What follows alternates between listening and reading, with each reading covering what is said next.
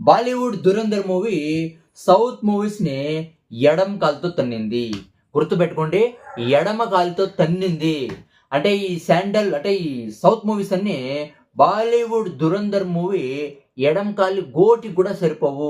అందరికీ నమస్కారం. నా పేరు శ్రీనివాస్. మీరు చూస్తున్నారు Sinu social connect YouTube channel friends. Ram Gopal Varma అంటేనే పెద్ద కాంట్రోవర్సీ. అవునా కదా?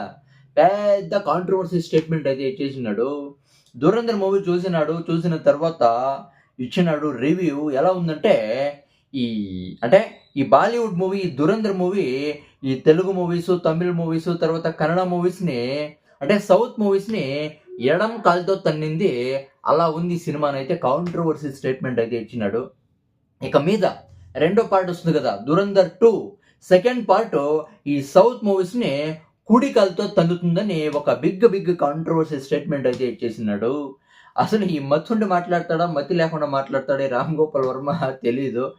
కానీ అసలు శివాజీ రెండే 2 మాటలు మాట్లాడింది.